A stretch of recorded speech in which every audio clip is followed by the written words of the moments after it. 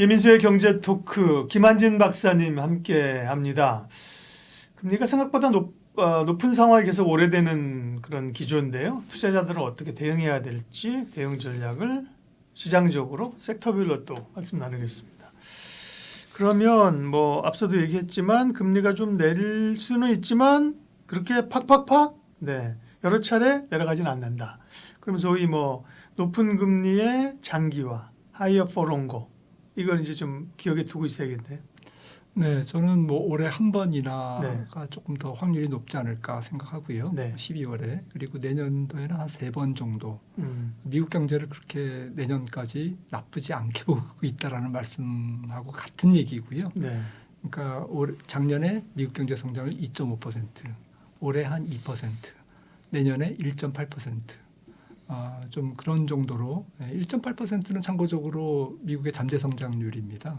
그러니까 적어도 내년 상반기까지는 미국 경제가 침체로 가지 않는다라는 거고요. 가더라도 내년 하반기 이후다라고 저는 생각을 하고 있습니다. 그렇게 보는 이유는 뭐 간단히 말씀드리면 좀 미국 경제가 좀 구조적으로 탄탄하다. 여기서 구조적이라는 것은 뭐 노동시장의 수급 문제부터 생산성이라든지 네. 또 AI에 대한 기업들의 왕성한 투자와 기업 수익 이런 부분들이 좀 뒷받침이 되고 있지 않나라는 생각이고요. 그렇다면은 사실은 2021년 초부터 시작된 미국 경제의 호황이 적어도 내년 한 2분기 내지는 3분기까지 지속된다라고 이제 보고 있기 때문에 한 60개월 정도 지속되는 거죠. 그렇다고 보면 뭐 그래도 굉장히 양호한 경기가 지속되기 때문에 금리를 조금 좀 천천히 또 적은 폭으로 내리더라도 시장이 받는 충격은 그렇게 크지 않을 것이다라고 저는 생각을 하고 있습니다. 그러면 이제 올해 한 번에서 두 번, 내년에 3번 정도, 러프하게 한 4번 정도 보면은 100bp지 않습니까? 그죠? 네. 5번 보면 125bp인데 100bp를 잡으면 지금 5.25에서 5.5잖아요. 5.5인데 네. 100bp 내려봐야 4.5 죠. 4.5입니다. 네. 그건 좀 높은 레벨이죠, 그러니까. 높은 레벨이죠. 예. 원래는 뭐 시장에서 얼마 전까지만 해도 네. 뭐 3%대, 네. 뭐 3%대 초중반까지 올해 한 4번, 5번, 그러니까요. 뭐 네. 심지어 6번, 내년에 한 4번 이러면 한 10번 내리는 거지 않습니까? 네. 그러면 뭐 3%가 아니라 뭐 2%대까지도 들어갈 수 있다라고 이제 좀 예상을 했는데 저는 그 생각은 지금 뭐 조금 팬데믹 이후에 조금 길게 보면 2008년 이후에 통화가 굉장히 많이 풀렸다는 문제, 그리고 재정 지출이 뭐 팬데믹 이전 대비 지금 2배로 재정 지출이 진행되고 있는 이런 상황에서 너무 물가와 금리를 낙관적으로 보고 있다라고 이제 저는 생각을 하고 있고요. 그래서 이제 저는 많이 내려봤자 이번 금리 인하 사이클이지 않습니까? 올 하반기부터 언젠가는 시작될 이번에 미국의 금리 인하 사이클이 그 종착역이 기준금리가 몇 %냐라고 물어보신다면 저는 4%를 크게 하회하지는 않을 거다. 그러니까 3.75라든지 뭐 아주 낮게 봐도 한 3.5%가 거의 종착역의 마지막 점이다라고 생각을 하고 있는데 이전에 우리가 생각하는 저금리로 돌아가기는 쉽지 않다. 그렇죠? 3.5%는 사실은 예전에는 금리를 많이 올릴 때 상단이었거든요. 그렇죠. 그래서 이번에는 금리를 내렸을 때 하단이 그 정도밖에는 안 내려갈 거다라고 저는 생각을 하고 있습니다. 네. 대체로 그러면 고금리 이거든요. 적어도 중금리 이상의 고금리 환경인데 올해뿐만 아니라 내년에도 그러면 주식시장은 힘든 거 아닌가요? 보통 이제 금리하고 상관관계가 역의 관계잖아요.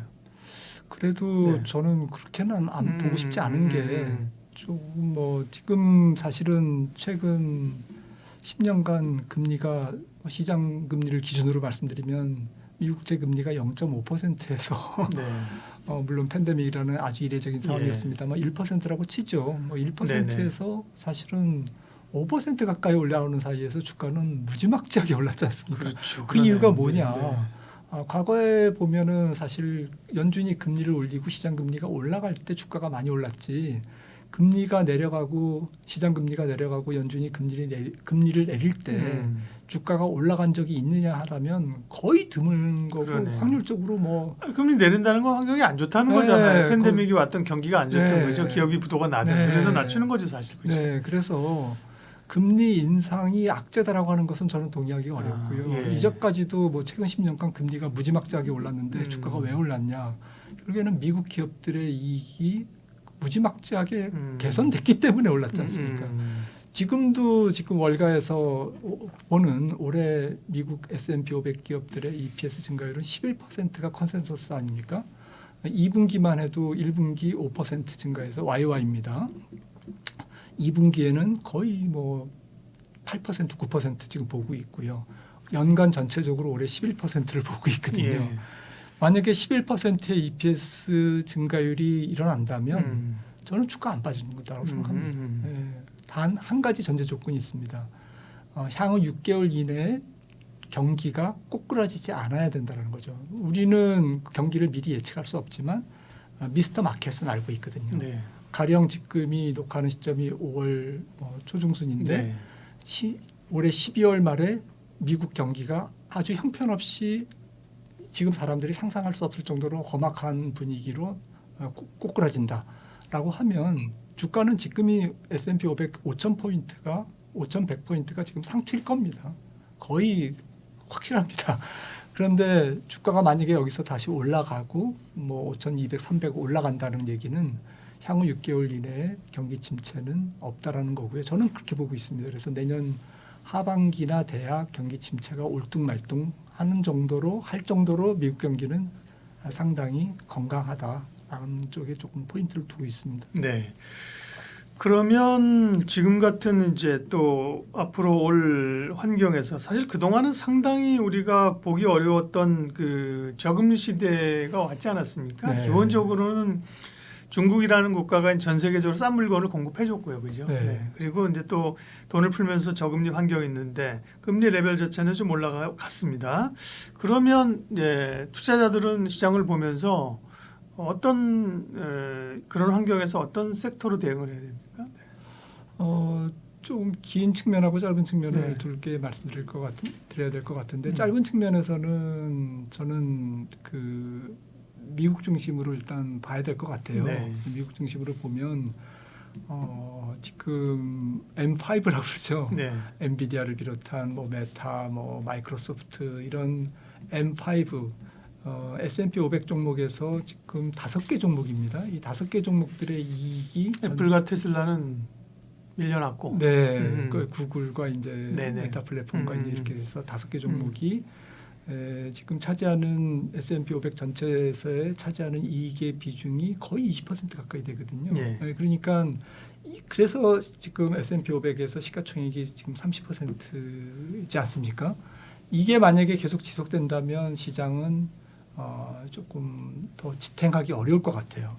무슨 말씀이냐면 순환하지 않으면 시장은 그렇죠. 조기에 꺾일 수밖에 없다. 그렇죠. 부러질 수밖에 없다라는 네. 거죠. 그런 측면에서 확산이 되면서 선순환이 돼야 오래 갈 수 있는 거죠. 네. 그래서 선순환에 저는 초점을 둬야 될 거라고 생각을 합니다. 단기적으로는. 예. 그래서 예를 들어서 2분기, 3분기까지도 조금 다른 업종, 뭐 중소형주라든지 금융주라든지 뭐 내수주라든지 소비재라든지 이런 쪽에 조금 순환매를 예상하면서 전 세계 섹터별 스타일도 미국과 비슷하게 돌아가지 않을까. 그래서 지금은 이제 우리나라에도 반도체가 좀 중심이 돼서 네. 올라가고 있습니다만은 조금 미국이 조금 이렇게 좀 그 시간을 벌어준다 그럴까요? 주식시장이 조금 안정된 모습을 보이고 이렇게 선순환을 보이면 우리나라 시장도 조금 이렇게 다양한 업종으로 또 중소형주까지 네. 이렇게 순환매가 돌 가능성이 높다라고 생각을 하는 게 이제 좀 단기적인 예. 예측이고요. 두 번째는 장기적인 관점에서는 그래도 만약에 M5 내지는 뭐 M10이 될 수도 있고요. 그러니까 AI를 비롯한 조금 첨단 혁신 성장 기업들의 주가가 조정을 받는다면 그거는 사야 되지 않느냐. 그래서 저는 그런 종목들이 조정받으면 조금 매수 기회로 접근하는 게 맞다라고 생각을 합니다. 네.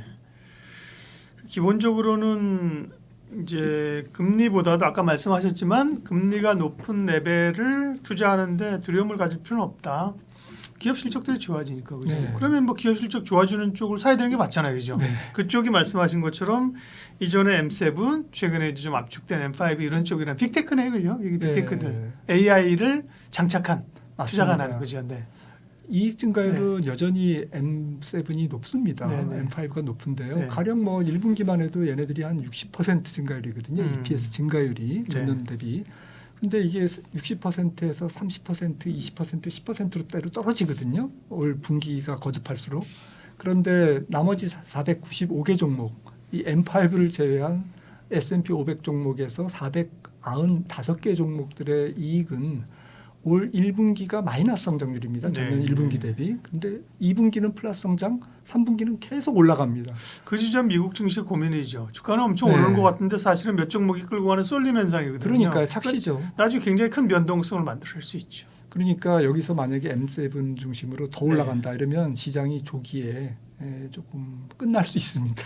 과열이. 네.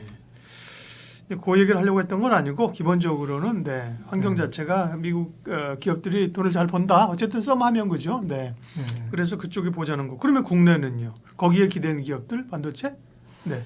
일단은 올해는 반도체가 실적주일 것 같고요. 네. 두 번째 실적주는 저는 방산주라고 생각을 합니다. 네. 그래서 반도체면 이제 또 뭐 그냥 두 종목 삼성전자, SK하이닉스만 있는 건 아니잖아요. 네. 그 밑에 이제 밸류체인에 여러 가지 뭐 부품 소재 장비 업체들, 반도체 장비 업체들이 있기 때문에 그런 기업들이 실적이 나쁘지 않은 것 같더라고요. 지금 전 세계적으로 일단 그쪽에 수요가 있는 거니까요. 왜 수요가 있느냐라는 것은 아마 시청자분들이 잘 아실 겁니다. 지금 AI 쪽에서는 일종의 그 16세기나 17세기, 18세기에 해양을 개척해서 식민지를 개척하는 것과 똑같거든요. 그래서 깃발을 꼽아야 됩니다. 대항해 시대죠. 네, 대항해 시대. 대 AI 시대. 네, 그래서 깃발을 꼽아야 되는데 깃발을 꼽으려면 일단은 배를 띄워야 됩니다. 그래서 그렇죠. 땅이 있을지 없을지는 그냥 가봐야 하는 그렇죠. 거예요. 네. 그래서 일단은 여기서 뒤지면 헤게모니 싸움에서 이게 앞으로 개고생을 한다. 속된 말을 써서 죄송합니다. 이거를 기업들이 본능적으로 알고 있기 때문에 무조건 투자하는 거거든요. 그래서 무조건 투자하다 보니까 관련된 수요가 있는 겁니다. 반도체하고. 그래서 이게 하드웨어 쪽에서 뭐 PC라든지 랩탑이라든지 이런 데 수요가 없는데도 불구하고 이쪽 AI 쪽의 수요가 지금 반도체 또 혹은 여러 가지 그런 칩들의 수요를 만들어가고 있지 않습니까?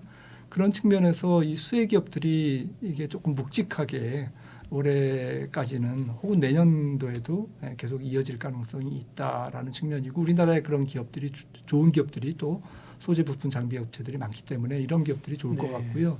두 번째는 아까 방산 말씀드렸는데 수주가 늘고 있습니다. 그래서 수주 베이스로도 애널리스트들이 평가한 거 보니까 지금 저평가돼 있다라고 하는 기업들이 뭐 다 방산 업체들이 다 그런 건 아닙니다만은 그렇게 이제 조금 추천을 많이 하더라고요. 증권사 애널리스트 분들이. 그래서 저도 좀 공감이 가는 리포트를 많이 봤고요. 그리고 이제 조금 이제 지금 전력 수요라든지 이런 부분들도 일단 실적을 앞으로 실적이 어떻게 될 건지를 알 수 있는 수주 베이스의 기업들이 지금 주가가 좋습니다. 그래서 지금 사람들은 약간 막연하게 좋아질 거야라는 거는 못 믿어요. 왜냐하면 금리가 높기 때문에 그거는 됐고 실적이 왜 좋아지는데 그러면 숫자로 나타내줘야 돼. 지금 실적은 이렇게 수주를 이렇게 많이 받아놔서 이게 앞으로 매출과 수익으로 연결됩니다라는 증거를 갖고 있는 기업들의 주가가 좋거든요. 그래서 그런 유의 주식들이 지금 말씀드린 그런 약간 수주 베이스의 기업들이 아닌가 생각합니다. 기본적으로 말씀하신 건 다 이제 실적입니다. 그렇죠? 네, 실적이 좋아지는 미국의 빅테크, 국내 반도체, 방위산업 말씀을 하셨고요. 그러면 어쨌든 우리가 금리 어쨌든 상당히 높은 레벨에서의 금리 수준의 시장 환경을 얘기했기 때문에 그런 점에서 보면은 금리가 높은 레벨이면 금융주들도 은행주들도 물론 뭐 PF 부실이라든지 정부에서 뭐 압박이라든지 뭐 이런 것들도 있지만 기본적으로 고금리 환경이면 금융주들도 좋은 거 아니에요? 저 PBR 효과도 있고. 네, 저 PBR 효과도 있고 지금 밸류에이션도 나쁘지 않고요. 다만 이제 한 약점이 있다면 뭐 국내 내수 경제가 안 좋다라는 거. 기업 부채도 높기 때문에 그렇게 대출 수요가 많지 않고 가계 부분도 그렇게 정책 대출 프로그램 이외에는 이렇게 은행들의 대출 수요가 그렇게 크지 않다라는 네. 게 좀 있는 거죠. 그래서 우리나라 경제 성장률이 약간 반도체 때문에 올해 경제 성장률 2.2%, 2.3%는 약간 착시가 있거든요. 그런 측면에서 약점이 있기 때문에 조금 디스카운트해서 볼 필요는 있지만 그럼에도 불구하고 금융주가 뭐 기본을 할 것 같은데요. 네, 밸류 그러니까요. 프로그램도 있고 하기 때문에. 네. 높아진 금리 환경에서의 투자자 대응 전략. 뭐 하시고 싶은 섹터 얘기는 얼추 다 하신 거죠? 네, 예. 또 이제 금리 하면 사실은 뭐 할 얘기가 많긴 하지만 못다한 얘기는 다음으로 미루고요. 김한진 박사님 인사드리겠습니다. 고맙습니다. 네, 감사합니다.